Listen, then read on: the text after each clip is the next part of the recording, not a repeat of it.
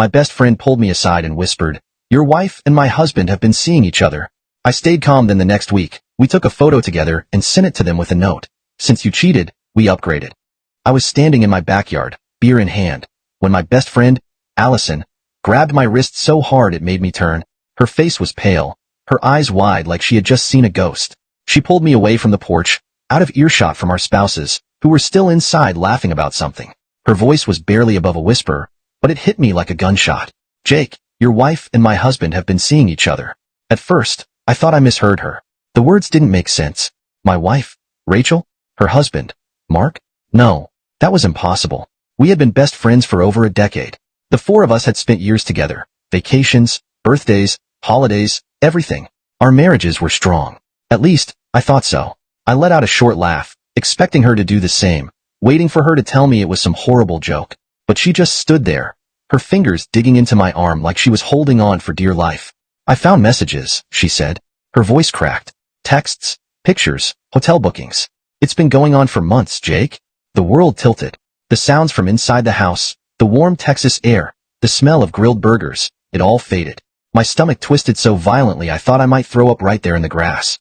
But I forced myself to stay still. I forced myself to breathe. Allison was waiting for me to react. Maybe she expected me to yell, to punch something, to storm inside and confront them. But I didn't. I just nodded. "Okay," I said. She blinked. "Okay." I swallowed the lump in my throat. "Yeah, okay, we're going to fix this. But not the way they expect." Because I wasn't going to let them win. That night, I lay in bed next to Rachel, staring at the ceiling while she slept peacefully beside me. I had loved this woman for 12 years. I had built a life with her. And the whole time, she had been sneaking around with my best friend's husband. I wanted to scream. I wanted to wake her up and throw the evidence in her face, demand an explanation, make her feel the same pain that was eating me alive. But I stayed quiet. I needed a plan. I spent the next morning at Allison's house. She made coffee, but neither of us touched it. We sat at her kitchen table, the silence stretching between us. "I don't want to just leave them," she said finally. "I want them to hurt." I looked at her, really looked at her. She was exhausted, eyes red from crying, but beneath it, there was something else. The same thing I felt, cold, calculated fury. "Then let's make them regret it," I said. For the next week, we played the long game. We gathered every piece of proof we could. Allison scoured Mark's phone when he left it unattended, forwarding texts and screenshots to herself. I went through Rachel's laptop while she was in the shower and found email confirmations for hotel stays, receipts for expensive dinners I never knew about, messages full of sickeningly sweet nothings. It took everything in me not to smash her laptop into pieces. But this wasn't just about catching them. It was about destroying them. And then, when we had everything we needed, we made our move. Allison and I booked a high-end couples photo shoot. A fancy one. The kind where the photographer tells you to hold each other close and gaze into each other's eyes like you're madly in love. She wore a stunning red dress. I put on a suit. The photos were flawless. We looked like the happiest couple in the world. Then we picked the best one. The most intimate-looking shot, where we were laughing, her hand on my chest, my arm around her waist. We printed it. On the back, in bold, black ink, we wrote, "Since you cheated, we upgraded." And we mailed it. Then we waited. 2 days later, the storm hit. Rachel got the photo first. I knew because she came home early from work, something she never did. I was sitting in the living room when the front door slammed so hard the windows rattled. She stormed in, gripping the envelope in her shaking hands. Her face was red, her eyes wild. "What the hell is this?" she screamed, throwing the photo at me. It fluttered through the air and landed on the coffee table, the glossy print catching the light. The words on the back faced up like a death sentence. I picked it up slowly, pretending to examine it. "Looks like a nice picture," I said, my voice calm. Rachel's breath hitched. You and Allison?" She looked disgusted. How could you do this?" I raised an eyebrow. "How could I do this?" I let out a short laugh. "No, Rachel. The real question is, how could you?" She froze. Her whole body stiffened like she had been caught in a trap. I saw the exact moment the realization hit her. I knew. Her lips parted, but no words came out. I leaned back, my heart pounding but my voice steady.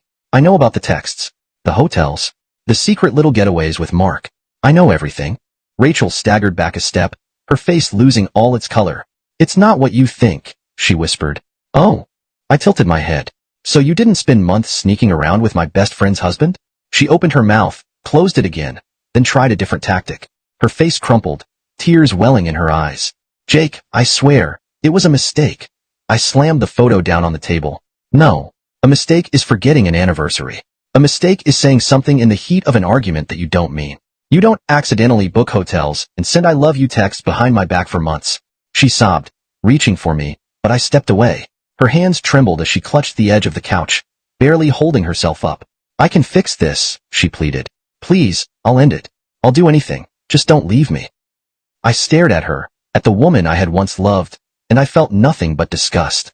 Rachel, I said quietly, you ended this the moment you chose him. Before she could say another word, my phone buzzed. I pulled it out and saw a message from Allison. Mark just got the picture. Incoming in 3, 2, right on cue. Rachel's phone rang. Mark's name flashed on the screen. She grabbed it like a lifeline, turning away from me. I didn't have to hear the conversation to know what was happening. Mark was panicking. He hadn't expected this. None of them had. Rachel wiped at her eyes, muttering, I don't know. No, I didn't send it. Jake and Allison. She turned, her voice sharp. Why would you do this? I let out a cold chuckle. Oh, you thought you could sneak around, lie to us for months, and just walk away without consequences? I took a step closer, lowering my voice. You broke my trust. You broke our marriage. Now you get to live with the fallout. She flinched like I had hit her, but I wasn't done. Before she could respond, my phone buzzed again. This time, it was a call from Allison. I picked up. Jake, she said, her voice tight. We have a problem. I walked out of the room, ignoring Rachel's frantic whispers behind me. What happened? Allison hesitated. Then, in a low voice, she said, Mark's not taking this well. He just showed up at my house. My jaw clenched. Did he threaten you? A shaky breath. Not yet, but I think he might. I grabbed my keys and headed for the door. I'm coming. Rachel called after me, her voice desperate. Jake, where are you going? We need to talk. I turned, meeting her tear-streaked face with nothing but cold anger. No, you need to deal with what you did. And then I left. Because right now, there was something more important to handle. Mark wasn't just angry. He was dangerous. And I wasn't about to let him hurt Allison. I drove faster than I should have, gripping the steering wheel so tight my knuckles turned white. My heart was pounding, not from rage. No, I had passed that point, but from something worse. I had known Mark for years. He had always been the laid-back guy in the group, the easygoing husband who cracked jokes at barbecues. But now, I wasn't so sure. Allison had sounded scared. When I pulled up to her house, her front porch light was on, and her door was slightly open. My stomach twisted. I killed the engine and rushed up the steps, pushing the door open wider. Allison? I called out. Silence. Then, from the kitchen, a muffled voice. I'm not doing this with you, Mark. Just leave. I stepped inside, moving fast but quiet. The kitchen was just beyond the hallway. As I got closer, I heard Mark's voice, low, angry. You humiliated me, he snapped. In front of everyone. Do you know what my coworkers are saying? My family? I don't care, Allison shot back. You humiliated yourself when you decided to cheat. I turned the corner and saw them. Allison stood near the counter, arms crossed, face tight with fury. Mark was across from her, his hands clenched into fists at his sides. His face was red, his breathing heavy, like he was barely keeping himself together. I stepped forward.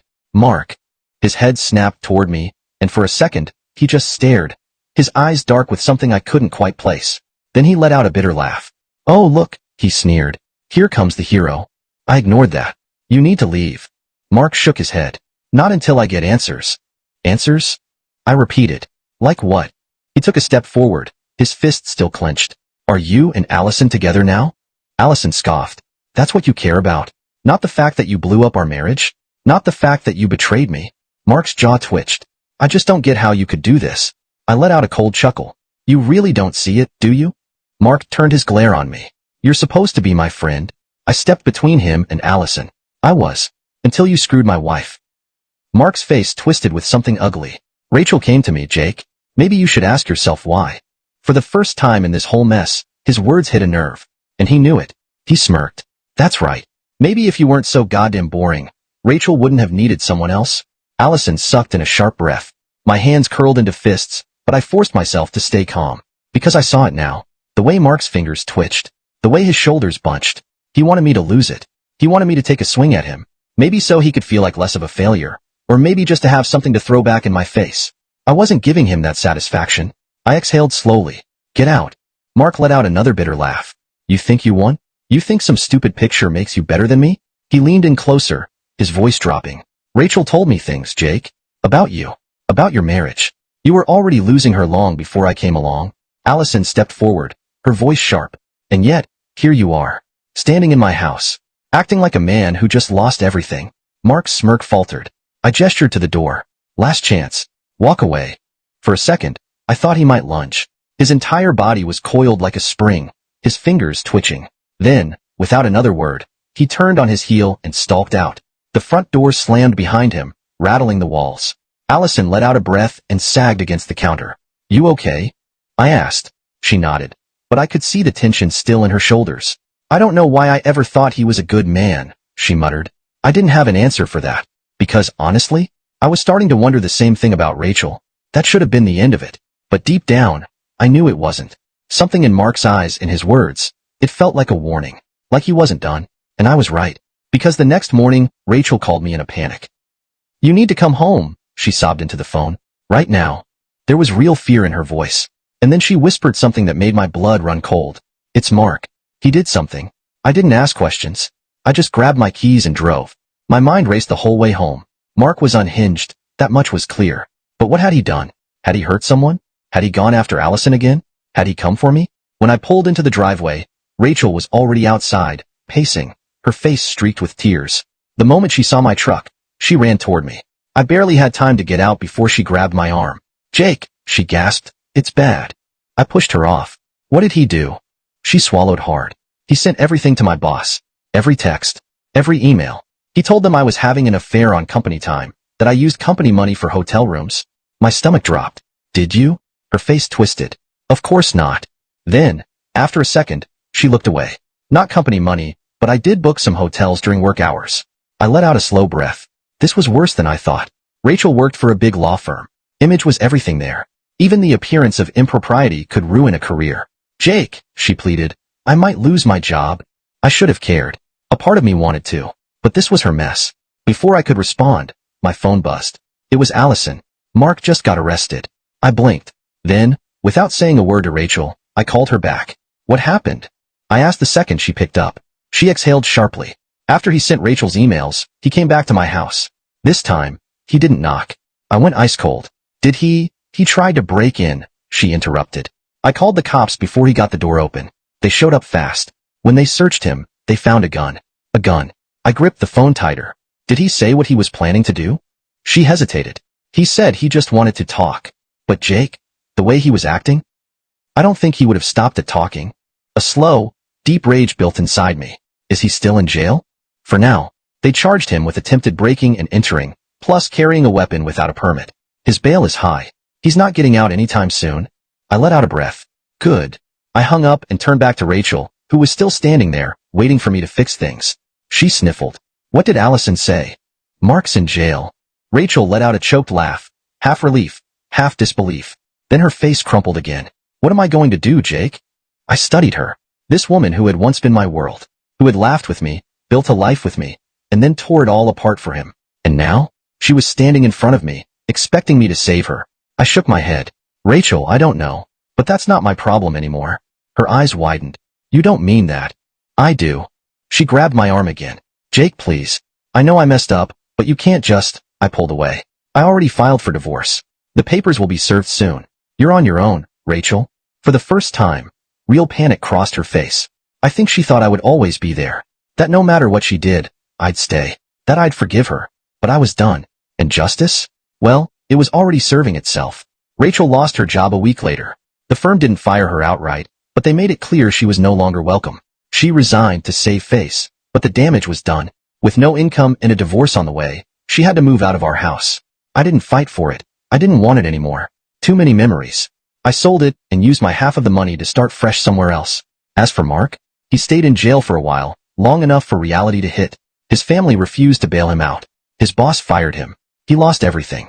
When he finally got out, he had nothing left. Not his wife, not his job, not his reputation.